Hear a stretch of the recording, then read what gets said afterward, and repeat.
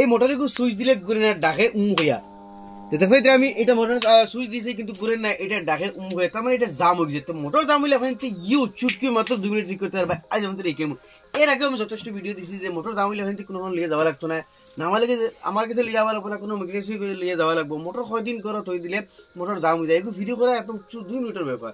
তো আজকে আপনি তো এই কেমন তাহলে আজকে ভিডিও আমরা আরম্ভ করি। Welcome to Imdad blog. তো সারা ফার্স্টে আমরা মোটর এই যে বেকর যে কভার যেখানে আছে ওখানে খুলেছি, ইংরের মাঝে 3টা নাট থাকে। তো নাটগুন খুলিলে আপনি তো খরার খুলে যায়। এখন দেখতে ফ্যান ঘুরের কিন্তু ফ্যান ডাইরেক্ট জাগাত ফ্রি হয়ে ঘুরের, মানে মেইন রুটার যেগুলো ঘুরে না ধরেন মেইন রুটার কমপ্লিটলি জাম হয়ে বোয়াত আর ফ্যান ঘুরাইতে লাগে কাস্টমারে জায়গা স্লিপ করাই দিছত। তো এইরকম মাঝে মোটর জাম হইলে আপনি তো 2টা স্টেপ ফেলা করে স্টেপ হইলে কি আপনি ওটা ইগো আমি দেখাই নাট হর্স হইয়া ডাইরেক্ট জায়গাত ঘুরিছে। ও যখন আমি প্লাস দি ঘুরে আমি দেখাই দেখতে এটা প্লাস দি দূরে হন তো তার রুটার ঘুরে না, রুটার কমপ্লিটলি জাম হয়ে গেছে। তো ফার্স্ট স্টেপ হইলে আপনি এগুলোর মাঝে লাই লাই ঠুকি দিবা, কোনো সময় লাই লাই ঠুকি দিলে আপনি তোর ছাড়ি দে। তো এখন এগুলি টুকি দিয়ে হয়েছে না, আমি কুটুমুটি সরু আউতরা দিয়ে লাই লাই অগুর মাঝে টুকি দিম। টুকি দিলে কি তোর জায়গাত যে জাম হয়ে জঙ্গা খাই বাদ তাকে টুকি দিলে ছুটি যায়। তো ফলে লাই লাই দিমু দিয়া দেখি ঘুরে নিয়ে আমি প্লাস দিয়ে ঘুরে একবার চাই, মানে একবার ঘুরে গেলে আপনি তো পুরা ফ্রি যাব। দেখো ঘুরে না আমি আর তোরা জোরে জোরে বাড়াই দিমু, কিন্তু আর বাংডা উতরা দিয়ে অত জোরে মারবা না যাতে বাঙ্গি বাদি বাড়ি যাইলে মারবা না। তো দেখো এটা 1 নম্বর স্টেপ মানে কাম করছে না। তো আমি আবার আর তো জোরে মারিয়ে দেখিছেন কাম করেনি। তো 1 নম্বর স্টেপে কাম না করলে বাদ হইল গিয়া 2 নম্বর স্টেপ। তো আমরা 1 নম্বর স্টেপ ফেইল। এখন মানে তোরা 1-1.5 মাস 2 মাস তৈলে তোরা কম জাম হয় তো আপনি তোর 1 নম্বর স্টেপে কাম হয়ে যায়। এই স্টেপে যখন কাম হয় না তো আপনি কি করবা আগে আইবা।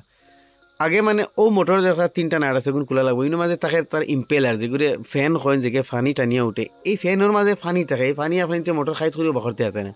এই ফানি ভিতরে রইয়া ভিতরে ফানির লাগে যাতে গুড়াইয়া জঙ্গার গুঙ্গার গিয়া জাম হইয়া বুইয়া জঙ্গার খাইয়া ফ্যান একটু জাম হইয়া বই যায়। তো এই নাটগুলো খুলবার আগে আপনি নাটর মাঝে আউতরা দিয়ে বাড়াই দিবা। তো কিন্তু নাট জাঙ্গর খাই বয় তাহলে নাট ঢিলা হয়, যে কোনো নাট যখন খুলে না তো আউতরা দিয়ে বাড়াই দিবা আপনি তো নাট খুলে যাইব। এখন আমি সিলাইনেস দিয়া 3টা নাটরে খুলমু। তখন এটা সিলাইনিস দিয়ে খুলবা, নর্মাল রেঞ্জ দিয়ে খুললে লাগবা না, নাটটা স্লিপ হয়ে যাব।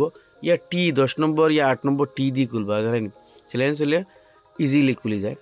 তো আমি 3টা নাট খুলিলাই, খুলিয়া আপনি তোর ভিতরে দেখাই মোক প্রবলেম কিটা হয়েছে। এখন নাট খুললেছি এর বাদে আপনি তো লাই লাই আউতো দিয়ে ঠুকি দিবা, কারণ এটা জঙ্গার খাই বদ থাকে।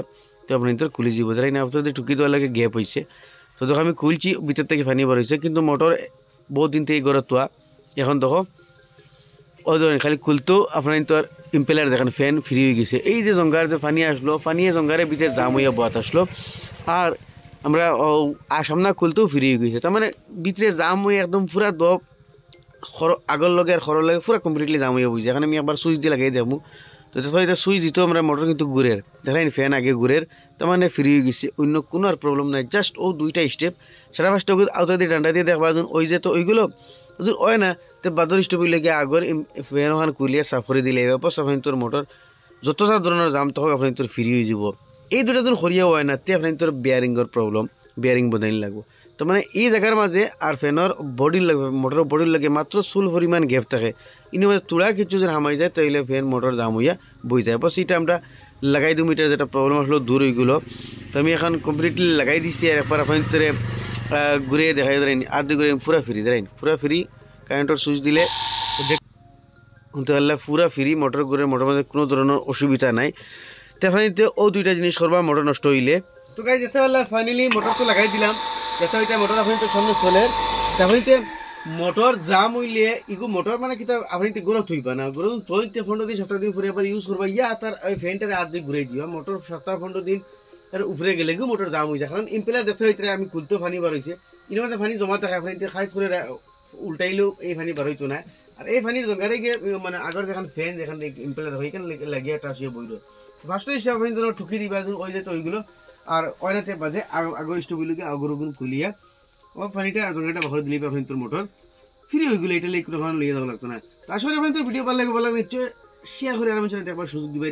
তুমি ভিডিও দেখলে আমার পেজে ফলো করবা, ইউটিউবে দেখলে সাবস্ক্রাইব করবা।